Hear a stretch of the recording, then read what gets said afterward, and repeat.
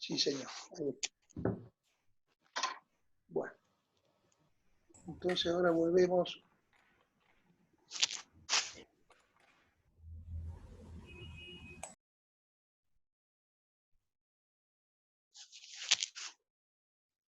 Bueno, entonces, a ver, vamos a esperar. Ahí está. Bueno, entonces quedamos que el suelo tiene dos horizontes, un horizonte A de eluviación o de lixiviado y un horizonte B de iluviación o de acumulación, divididos y fragmentados en A1, A2 y A3, en el caso del A, y lo mismo el B. De todas formas, cuando nosotros hagamos los perfiles, vamos a usar el A1 y el A2, ahí sí vamos a tener que diferenciar el A1 y el A2, porque uno es el humus, y el otro es el horizonte que presenta ciertas características más o menos lixiviadas. Y el B le vamos a poner B a todo el B. No vamos a hacer todas estas divisiones, simplemente porque el B1 y el B3 son de transición. Entonces no lo vamos a considerar para el estudio que nosotros necesitamos, no nos hace falta. Y el C y el R se les pone en la medida que haya una roca debajo, que esté presente, entonces sí hay que ponerle lo que corresponde. Bueno, estos perfiles y cada uno de estos horizontes del suelo se caracterizan por tener propiedades. Es lo que tenemos que empezar a estudiar ahora. Vamos a ver por lo menos las propiedades físicas en esta primera parte. Este es el otro perfil de suelo, que se los muestro simplemente, sacado del libro de Plaster, en donde muestra un poco algunas diferenciaciones, porque le han cambiado un poco la nomenclatura. De todas formas, nosotros vamos a seguir con la nomenclatura, todavía siguen algunos autores con la nomenclatura de Strahler, y hay otros que, por ejemplo, a la 2, en vez de llamarle a 1, a 2 y a 3, le llama A al equivalente a 1 del anterior, y a la 2 le llama E de eluviación, ¿ven? Le cambiaron la nomenclatura. Y al de transición le llaman EB, EB, porque es de transición entre el E y el horizonte B que está más abajo. Bueno, hicieron ese cambio, pero nosotros lo vamos a manejar con la nomenclatura anterior. Simplemente esto es para que vean que otros autores manejan otra nomenclatura. Bueno, este es el perfil que ya vimos recién. Y vamos entonces a empezar a analizar las propiedades del suelo. Y ahí tenemos propiedades físicas, propiedades químicas y propiedades biológicas que caracterizan al suelo. Vamos a empezar con las propiedades físicas en primera instancia. Bueno, dentro de las propiedades físicas, la primera propiedad evidente del suelo siempre es el color y la tonalidad que tiene el suelo. Es lo primero que uno mira un poco para distinguir, en primera instancia, los componentes que están presentes en el suelo, y en segundo lugar, la existencia o no de humus, por ejemplo, que dijimos hoy oscurece. Si yo veo un perfil totalmente claro es porque evidentemente el humus no está incorporado, por la razón que habrá que analizar el porqué. Lo cierto es que ahí yo tengo 4 perfiles de suelo que están sacados de una lámina, no lo van a ver, no sé si lo tienen ahí incorporado a los PDF, esto está sacado de Strahler, pero Strahler lo tienen en una lámina color en la parte central de los capítulos, que no sé si están incorporados en el PDF. Pero bueno, estos son perfiles que están escaneados y recortados de ahí del libro de Strahler. A la izquierda, ustedes ven un suelo muy humífero. Miren el color oscuro de la 1, cómo estos números 1, 2 y 3 son pies. Son pies. O sea, un pie, unos 30 y pico de centímetros más o menos, para que tengan una noción de cuántos centímetros. Ahí tengo más de 60 centímetros de humus casi, o 60 centímetros, más de medio metro de humus. Bueno, después se me termina el humus y aparece el color marrón, amarronado de la arcilla, que como tiene algo de hierro, ese hierro oxidado le da esa tonalidad marronada que suele tener la tierra habitualmente. El segundo perfil tiene una tonalidad clara, netamente de una zona desértica, árida. Hay un suelo que se llama suelo gris, que es este precisamente, donde el humus casi no está presente, no está prácticamente presente porque hay muy poca acumulación de materia orgánica, y lo poco que se acumula realmente en un medio tan desértico como este, evidentemente se descompone muy poco, hay muy poca descomposición. Entonces el suelo se desarrolla muy poco y asume una pared, un perfil de una tonalidad muy clara, únicas prácticamente en todo el perfil. Con la tonalidad yo no voy a poder distinguir los horizontes, ahí voy a tener que recurrir a otras propiedades para saber a dónde termina el A y dónde empieza el B, o dónde termina el A1 y empieza el A2, y dónde empieza después el B más abajo. Voy a tener que recurrir a otras propiedades porque por la tonalidad y el color no lo voy a poder hacer.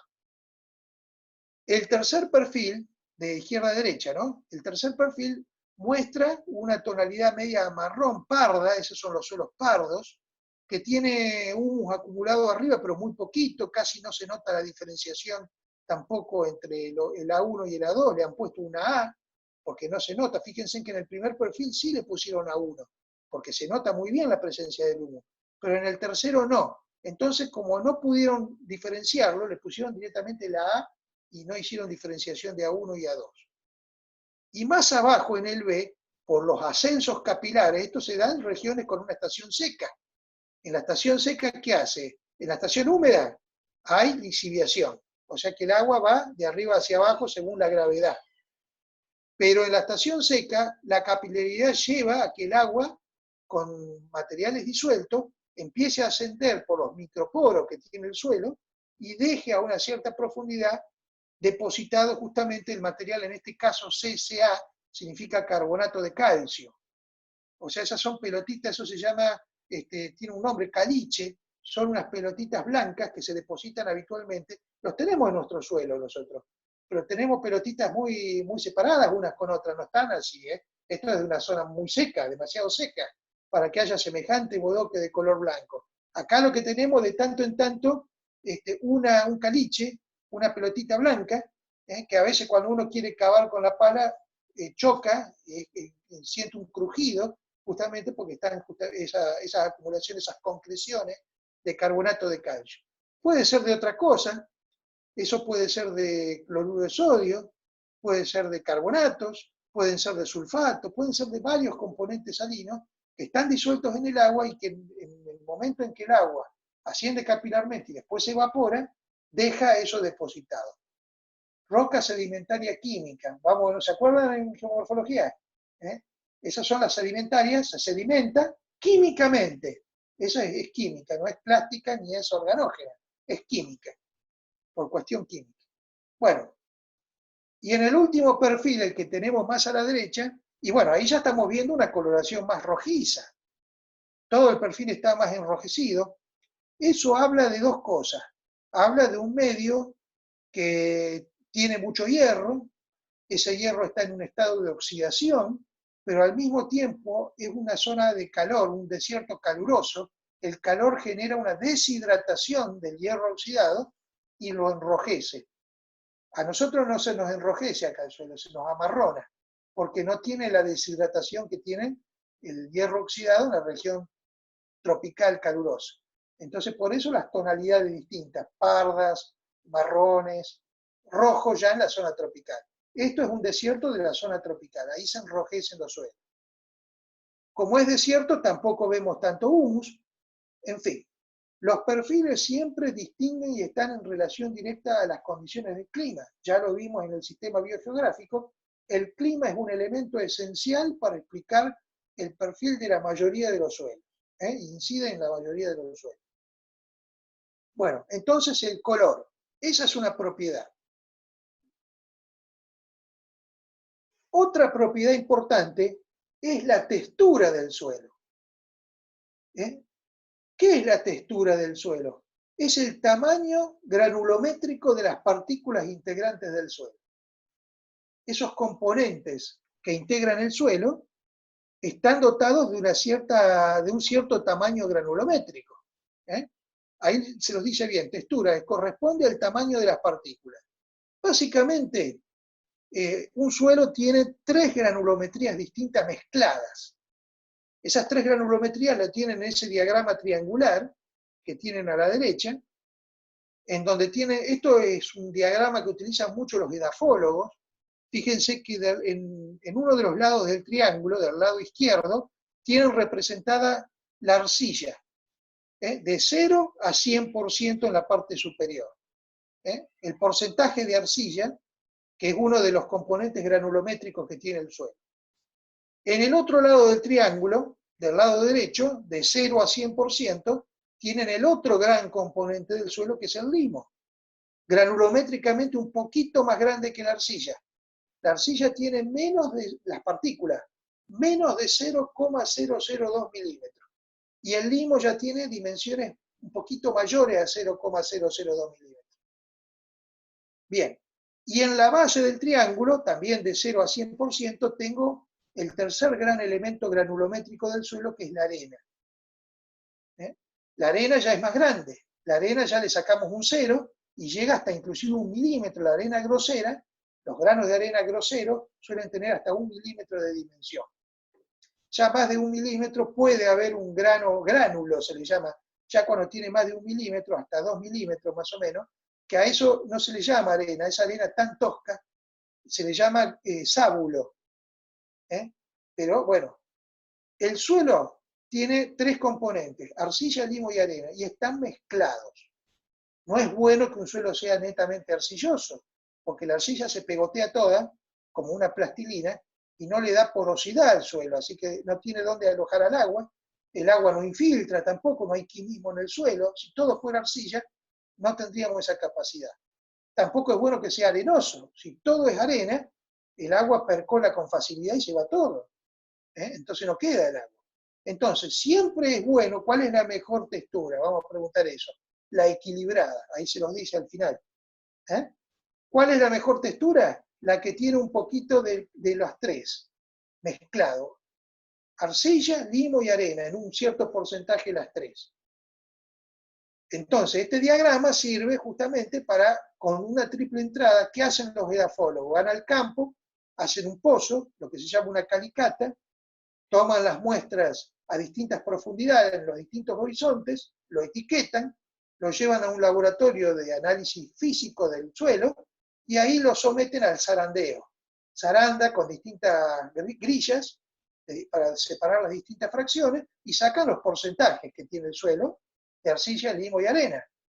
O si no, utilizan una probeta gorda, grandota, por decantación, decanta más rápido la arena, que es más pesada, después el limo, y más arriba la fracción arcilla. Entonces, una vez que tienen bien diferenciadas las 3 fracciones, sacan los porcentajes, y después hacen una triple entrada acá. Tanto por ciento de arcilla, tanto de limo y tanto de arena, caen en un determinado lugar del diagrama. Entonces, si en la triple entrada yo caigo en el rayado oblicuo que tengo en la parte inferior derecha, el suelo es limoso, tiene un porcentaje muy alto de limo. Si yo caigo en el sector del diagrama, donde está el punteadito en la parte inferior izquierda, el suelo es arenoso. Si yo caigo en el sector que está sombreado de gris en la parte superior del diagrama, el suelo es arcilloso. Y si caigo en el blanco, en todo el sector blanco, ese es el suelo equilibrado. Ahí está el equilibrio. A ver, el equilibrio perfecto no lo busquen nunca. No van a encontrar nunca un suelo que tenga 33,33% de arcilla, 33,33% de limo y 33,33% de arena. Sería sacarse la lotería más o menos, tener justo un suelo que tenga una cantidad equitativa de los 3. Siempre va a haber uno de los 3 que predomine. Pero bueno, más allá de eso, el hecho de que estén los 3 más o menos bien representados con un porcentaje acorde, ya se lo considera suelo equilibrado. O franco. Qué mal lo saqué de la cosa no, pero lo tienen también en la cosa no. La cosa no tiene en la segunda parte del libro, a partir de la página 109, el tema suelo. Así que nos vamos a manejar también con Strahler y con la cosa no, capítulo 1 y 2, con eso ya tenemos bien representado el tema suelo. En la coyuntura nos manejamos con lo que tenemos, con eso ya tenemos cubierto el tema suelo. Bueno, entonces, esa es la textura, el tamaño granulométrico que tiene justamente el suelo. Bueno, acá tenemos un diagrama similar, sacado de otro autor, con color, es el mismo diagrama. Este diagrama está en todos los laboratorios edafológicos, al lado de la tabla periódica. Vieron que los laboratorios siempre tienen colgada la tabla periódica. Bueno, los edafólogos tienen este triángulo, parece que lo aman a este triángulo, porque están en todos los laboratorios la carrera de edafología se estudió muchos años en la Universidad Católica, yo di clase muchos años ahí, y entonces no está más la carrera de edafología, pero los laboratorios están, y bueno, en todos los laboratorios estaba este triángulo, ¿ves? Que me acuerdo perfectamente colgado en la pared, como si fuera de la Biblia para ellos, una cosa así más o menos. No sé qué le ven de lindo, es un triángulo común y silvestre, pero bueno, ahí estaba colgado en todos los laboratorios el triángulo para sacar la textura. Bueno, ahí están las granulometrías que se admiten en un suelo. Miren, abajo tengo lo más chiquito, la arcilla. Esto está sacado de Strahler, está en el capítulo de Strahler. En milímetros, la arcilla tiene menos de 0,002 milímetros, una de las fracciones que tiene el suelo. Un poquito más arriba el limo, y ya tiene entre 0,002 y 0,05. Más arriba la arena, desde la muy fina a la gruesa que tiene hasta 1 milímetro. Y más de 1 milímetro ya es una grava, sábulo le llamé yo hoy. La grava fina, o algunos le llaman sábulo, o la grava gruesa, se admite también un suelo que tenga algo de grava en las regiones desérticas, sobre todo. Como en el desierto, los procesos de meteorización son mecánicas, porque no hay agua, entonces los procesos de fragmentación a veces son groseros. Por eso hay mucha arena en el desierto. El desierto es mucha arena, porque el material tiene calibres muy grandes por la rotura principalmente de tipo mecánica de la roca. Entonces, en esos suelos a veces suele haber grava también, por eso es que se incorporan, además de la arcilla, el limo y la arena, la grava también puede ser un componente del suelo. Ahí tenemos, esto yo lo saqué de Plaster, una comparación, un esquema comparativo de los tamaños granulométricos de los componentes, desde la arcilla, que está representada con puntitos ahí, pasando por el limo, que está al lado, ahí con un circulito, miren la diferencia notoria de granulometría que hay entre uno y otro, y miren la arena tosca, o muy tosca, el tamaño que tiene en relación a la arcilla. Es un tamaño exageradamente más grande. La arena deja permeabilizar todo, no retiene nada. La arcilla, en cambio, se pegotea toda, no deja poros en el suelo y el agua no puede infiltrar y queda en la superficie. En los desiertos es un problema. Y los barriales, vieron que en los desiertos se forman los barriales.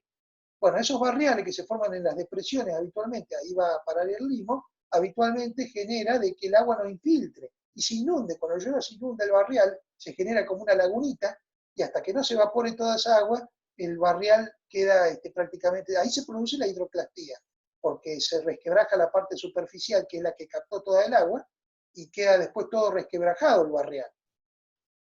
Se llaman barriales, acá nosotros le llamamos barriales a esas acumulaciones arcillosas. Bueno, la arcilla de estos tres componentes granulométricos que vimos recién, la arcilla tiene una importancia notoria. Siempre es bueno que haya arcilla en el suelo. ¿Por qué? Porque las partículas de arcilla, que son bastante planas, tienen sus bordes cargas eléctricas negativas, están cargadas eléctricamente negativas. Esta propiedad no la tiene la arena, y casi que no la tiene el limo tampoco, la tiene casi propiedad exclusiva de la arcilla. Entonces, la arcilla tiene en sus bordes cargas eléctricas negativas. Y estas cargas eléctricas negativas le permiten a la arcilla captar a los cationes con carga positiva. Cuando se produce la hidrólisis y se desdobla la composición química de los componentes, y se desdobla el calcio, el magnesio, el potasio, el sodio, quedan con carga positiva como cationes. Esos cationes con carga positiva son retenidas por la arcilla que tienen en sus bordes cargas negativas.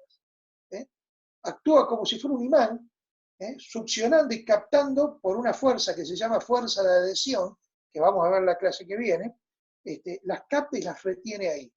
Y lo mismo hace con el agua, porque el agua tiene iones hidrogeniones. El primer catión que aparece ahí es el hidrógeno con carga positiva, porque también el agua tiene iones hidrogeniones con carga positiva, de manera que el agua también es absorbida y captada por la arcilla y retenida. Bueno, entonces, esa retención que hace la arcilla de agua y de nutrientes, de cationes químicos, origina lo que se llama el complejo absorbente del suelo. Eso se llama complejo absorbente del suelo, que fíjense en lo que dice abajo. Va a ser más rico cuanto mayor sea la fracción arcilla o la fracción humífera, porque el humus también tiene esa granulometría chica que tiene la arcilla. El humus, que se incorpora al suelo, tiene la fracción pequeña que tiene la arcilla también, granulométricamente es tan pequeña como la arcilla, y también tiene cargas eléctricas que le permite captar justamente los cationes químicos y el agua. Por eso es que ahí junta la arcilla y la fracción humífera. Eso en términos genéricos se le da el nombre de coloides, recibe el nombre de coloides. ¿Eh? Y forma parte de lo que se denomina complejo absorbente del suelo. Bueno, pero después hay otra propiedad física que va de la mano con la textura, pero que es distinta a la textura. La textura, dijimos, es el tamaño granulométrico. La estructura del suelo es la manera con que se disponen esas partículas o esos granos en el suelo.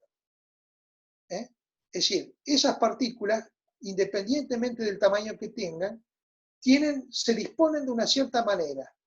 Se ubican, se ordenan, vamos a llamarla así, de una determinada forma dentro del suelo. Esa disposición puede ser, ¿cómo que se le llama? Puede ser en agregados, ahí lo tienen ustedes, ahí, en una primera aproximación podemos hablar de dos grandes estructuras. La estructura en agregado es aquella que se produce cuando las partículas se atraen entre ellos, conforman agregados, eso se llama, tiene un nombre, floculación. Las partículas floculan, se juntan, se pegan entre ellas, pero entre agregado y agregado de las partículas que se pegotean entre ellas, quedan estos huequitos blancos que se ven ahí, que son los poros del suelo. No es que está todo pegoteado. Eso ocurre si todo fuera arcilla.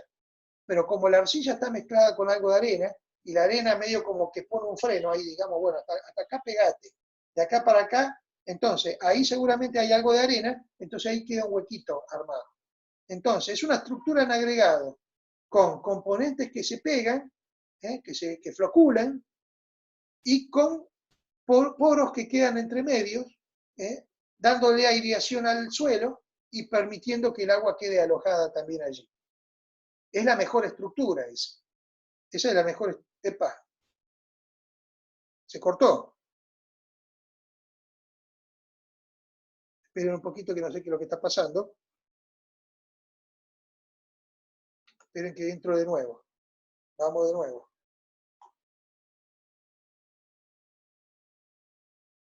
Ahí está. Bien.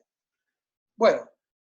Y la otra estructura es la estructura particular que les dice ahí, que es una estructura suelta. Una estructura en donde las partículas están más sueltas, peptizadas. La peptización es lo contrario a la floculación. En vez de acercarse, las partículas están separadas, sueltas entre sí. Esa sería la, ¿ves que dice ahí? Partículas coloidales dispersas. Sí que predomina la dispersión por sobre la acumulación y el pegoteo de las partículas en la estructura particular. Y en la de agregados hay un predominio de del pegoteo, ¿cómo le llama ahí? Floculada, está bien, partículas coloidales floculadas, la floculación, por sobre la peptización o la dispersión. Ahí le llama dispersión, no peptización. ¿Estamos? O sea, en una primera aproximación, esas son las dos grandes estructuras. Por supuesto, la de agregado es la mejor, porque si hay agregados y pegoteo de partículas es porque hay arcilla. Si hay una estructura suelta es porque la arcilla escasea, o porque hay alguna anomalía ahí que impide. Esta segunda estructura va a generar una percolación mayor del agua, que quede menos cantidad. La segunda, en cambio, va a permitir de que el agua se aloje y quede ahí captada por la arcilla con estas propiedades eléctricas que ya estuvimos explicando recién. Así que textura, tamaño granulométrico. Estructura, la manera con que se disponen las partículas o granos del suelo, independientemente del tamaño que tengan, aunque están en cierta medida vinculados a él. Si vamos a Strahler, vamos a ver que hay, por ejemplo, para la estructura en agregado, ahora con mayor especificidad, hay distintas formas de disposición de las partículas. Las partículas se juntan, pero ¿cómo se juntan? Bueno, va a depender un poco también de la profundidad, porque las que están más abajo en el horizonte B están sobre la base del peso de que le está ejerciendo todo lo que está arriba como horizonte A. Entonces ese peso compacta. Y esa compactación genera estructuras prismáticas, en agregado, pero tipo prismas. O sea que yo separo las partes constitutivas, está todo duro eso, está todo muy, muy junto, pero de fragmentarse, se fragmenta en forma de prismas, más o menos alargado en forma vertical. Esos prismas se separan uno con otro muchas veces por las raíces de las plantas. Las raíces son las que pasan y sirven para justamente romper cada una de esas partes, esos prismas, que principalmente es la estructura típica de los horizontes B, esas de estructuras prismáticas. Más arriba, las estructuras en agregado asumen una rotura más en bloquecitos chicos, no tan prismas más grandes, sino que son los bloquecitos que están abajo, son pequeños bloques.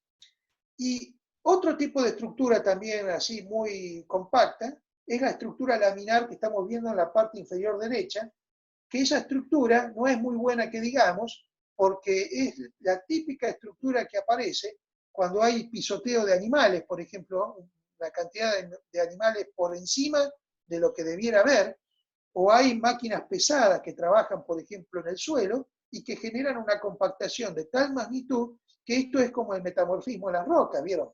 Que cuando la presión los afecta, las compacta y las genera o las transforma en hojaldres, así en tipo de capitas, de folios.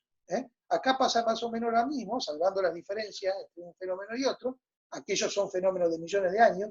Estos son fenómenos que ocurren cuando el pisoteo de animales o el uso de maquinarias pesadas transforman la estructura anterior del suelo y las compacta y genera capas paralelas que también se hacen impermeables y generan problemas de drenaje. Por eso es que no es muy bueno y hay que monitorear este estado de situación también del suelo. De hecho, el INTA tiene departamentos de edafología que justamente monitorean y ante cualquier situación, bueno, entran en acción justamente para evitar caer en estas cuestiones. Bueno, y arriba tenemos la estructura granular, que es la estructura más suelta. Esta estructura yo la tengo más bien arriba, donde no tengo tanta compactación y donde yo quiero tomar una muestra y se me deshace todo en la mano por la falta de compactación que tiene el material. Bueno, entonces hasta acá habíamos llegado el martes con el otro grupo. A ver. Bueno, estas son fotos que corresponden a los tipos de estructuras. Es lo mismo, nada más que, por ejemplo, la estructura prismática que vemos en la parte inferior derecha, ahí están los agujeros, los huecos que indican el límite de un prisma y otro. Eso lo han hecho con un cuchillo, ¿no? Que esté así. Le han metido el cuchillo más o menos donde el cuchillo entra, que indica la separación de los prismas, lo han un poco escarbado para que se puedan ver las partes constitutivas, lo mismo arriba. Ahí tenemos los bloquecitos donde también ahí ya me está poniendo que hay poco tiempo. Después tenemos la forma laminar en la parte de arriba. Fíjense cómo el agua no puede infiltrar, queda retenida en la parte de arriba y después cuando se evapora, la arcilla que se hinchó con el agua que tuvo que captar en la parte superficial, vuelve a su volumen inicial y se resquebraja. Meteorización mecánica por hidroclastía. Ya tenemos la geomorfología ahí también incorporada.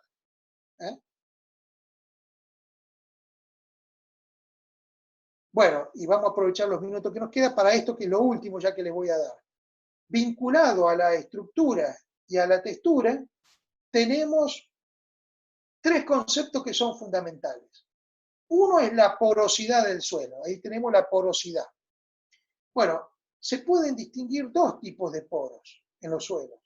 Los macroporos, que son los que tienen diámetros superiores a las 8 micras, suficiente para que el agua por gravedad circule de arriba hacia abajo, infiltre y genere la lixiviación. Eso depende de los macroporos. Y después están los microporos, que tienen diámetros inferiores a 8 micras, y que de ella va a depender la retención del agua. El agua no puede infiltrar con un diámetro tan pequeño de poros, entonces esos poros, esos microporos, van a servir para que el agua no infiltre y quede retenida y la arcilla ahí aproveche y retenga esa agua. Entonces, cuando un suelo tiene macroporos y microporos, del total de agua que ingresa, una parte infiltra y una parte queda retenida. Ahí, eso sería lo ideal. Si yo tengo todo microporo, porque el suelo es extremadamente arcilloso, todo me va a quedar retenido y no se me va a infiltrar nada. Y si tengo mucha arena, tengo muchos macroporos, mucha agua se me va a ir y poco se me va a quedar retenido. Es importante que haya de los dos tipos de poros, macros y micros. Entonces, en función de esa porosidad, se define la capacidad de campo de un suelo. ¿Qué es la capacidad de campo de un suelo? Es la capacidad para la retención de agua y de cationes químicos, le voy a agregar que ahí no está, relacionada con la textura. La arcilla es la que retiene. Así que, ya lo dijimos hoy, el complejo absorbente le llamamos hoy. El complejo absorbente del suelo, o la capacidad de campo que tiene un suelo, es la capacidad de retener agua, de cuánta agua puede retener en la parte superficial, en los primeros centímetros del suelo. Y después está el tercer punto, y ya con esto terminamos, que es el punto de marchitez. Porque la pregunta es, ¿toda esa agua retenida por el suelo está disponible para las plantas? No, no. ¿Por qué? Bueno, porque el agua ahí retenida, macanudo, entonces las plantas van a succionar esa agua. Pero ¿qué pasa? Van a empezar a succionar el agua y va a llegar un momento que la fuerza de succión se equipara con la fuerza de retención que ejerce la arcilla. Cuando se equiparan esas dos fuerzas, la succión ya no va a surtir efecto, entonces las plantas no van a tener disponible toda esa agua.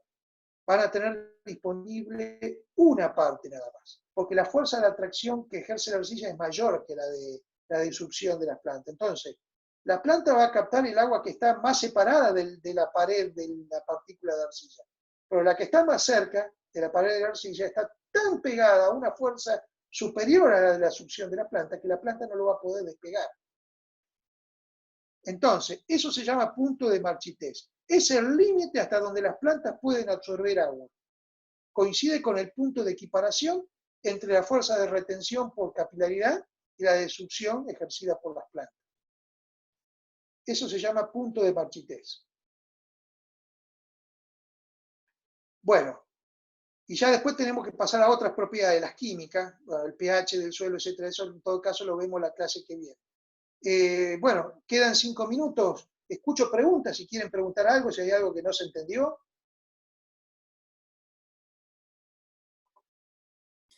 ¿Cuáles eran los capítulos entonces, profe, para esta unidad? ¿Cómo? ¿Cuáles eran los capítulos para esta unidad? Bueno, lo tienen ya ahí colgado en la web. Creo que son, si no me falla la memoria, el 22 y el 23 de Strahler. Este es un libro que yo lo tengo separado por capítulos, bajado por capítulo. Entonces les colgué específicamente, no el libro entero, los 2 capítulos. Vamos a usar más capítulos de Strahler. Cuando lleguemos a la unidad 3 les voy a colgar 2 capítulos más. Les colgué los 2 capítulos que necesitamos de Strahler. Bien. Más seguimos con la biogeografía de Lacoste. Entonces, Lacoste tiene una primera parte del libro, que ya la estamos usando, la usamos en la unidad número 1, con el capítulo 1, 2 y 3, una cosa así. Ahora vamos a la segunda parte del libro. Otra vez empieza con el capítulo 1, la segunda parte. Por eso que no les puedo, si les digo capítulo 1, me van a decir, ya lo usamos el capítulo 1. Es el capítulo 1 de la segunda parte, a partir de la página 109. Son capítulos cortos los de biogeografía, en realidad no son muy largos. ¿Y qué pasó? Quedan 4 minutos todavía. ¿Me escuchan? ¿O Sí. se cortó? Ah, creí que se había No, sí, cortado. sí, te escucho. Bueno, entonces, con eso por ahora sí nos alcanza perfectamente bien. Si hay algo para agregar, yo después lo agrego. Pero con eso iríamos muy bien hasta ahora.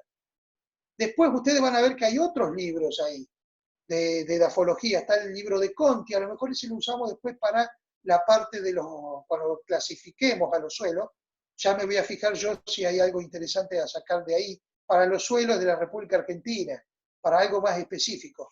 Pero para esto que estuvimos viendo hoy, lo que vamos a ver la semana que viene, con los 2 capítulos de Strahler y los 2 capítulos 1 y 2 de la segunda parte de La Cosa Leonor, tenemos bastante bien cubierto, digamos. Bien. Así que, bueno, con Juan Pablo el miércoles terminaron la unidad número 1, hicieron ya los prácticos. ¿Hasta dónde llegaron? A ver, más o menos para saber, ya le voy a preguntar yo. Terminamos el TP1, digamos, y el próximo miércoles ya empieza con el TP número 2. Ah, bueno, entonces ahí van a empezar con el suelo. Así que Claro. ya esto les sirve para el práctico 2 y nosotros vamos a continuar con suelo, entonces a partir de la semana próxima. Así que, bueno, entonces quedamos acá, si les parece, Bueno. hasta el martes de la semana que viene. Profe, una consulta. ¿Sí? Porque en Facebook habíamos hecho una consulta, digamos, en nombre de la mayoría de los integrantes del grupo por el tema del horario, porque yo no sé si no se podían conectar todos a las 8 o qué. Yo no sé si usted leyó el mensaje en Facebook. No lo leí, ahora voy a ver, no me fijé. Pero, ¿y si este es el horario de la materia? ¿Cómo no van a poder? Claro, no sé, por eso, como había algunos problemas, pero pensamos que Bueno, no había respondido porque no lo había leído, por eso. este es el horario de la materia, por eso que estamos respetando el horario de la materia, porque se supone que ya están los horarios ensamblados para que no haya solapamiento. Ustedes después tienen química, ¿o no? No sé en realidad quiénes eran los que Lo que, tenían claro, lo que problemas. pasa es que hay recursantes, los recursantes están en otros años, o hay alumnos que están en primero y segundo y ya hacen biogeografía. Bueno, a ver, no se puede contentar a todos, es imposible. Está Esto bien. está sobre la base de en qué año se cursa. Bueno, la materia es de tal ciclo, más o menos se cursa en tercer año, cuarto año. Están con las materias de esos años, no con las de primer año. Si el de primer año quiere cursar biogeografía, se tiene que amoldar. No puedo contentar a todos. Entonces lo que se hace es respetar el horario de clase, el horario que ya está estipulado por la materia para que no haya solapamiento. Es más, este horario quedó así porque tenían, me acuerdo, química inorgánica o algo así tenían después. Que me acuerdo que yo antes daba clases de 10 a 12 o algo así, y me lo hicieron tirar de 8 a 10 para que no haya solapamiento con esa otra materia. Me acuerdo que esto fue el año pasado o el anteaño. Y bueno, este es el horario de toda la vida. Está bien, no, yo No sé, preguntaba para que quede clara esa duda del horario, ¿no? claro, bueno, ya le voy a responder, no lo vi al comentario, ahora me voy a fijar. Pero reitero, yo por eso les pregunté, inclusive no sé si a ustedes, les pregunté si querían un horario más tarde, si querían empezar más tarde, si podían. Porque Claro, como por esto eso es esa era la pregunta, digamos, que hacían por Facebook, si íbamos a empezar más tarde o quedaba en el horario de las 8, digamos. pero yo creo que pregunté la clase pasada, no sé, como tengo varios grupos, si fue a ustedes, se me está por cortar. Si, bueno, volvemos a entrar, si no. Eh, les pregunté a ustedes y me dijeron que no, que tenían otra materia. ¿Quieren más tarde? Lo hacemos más tarde, pero tiene que haber un consenso total. Sí. Claro, bueno, en todo caso nosotros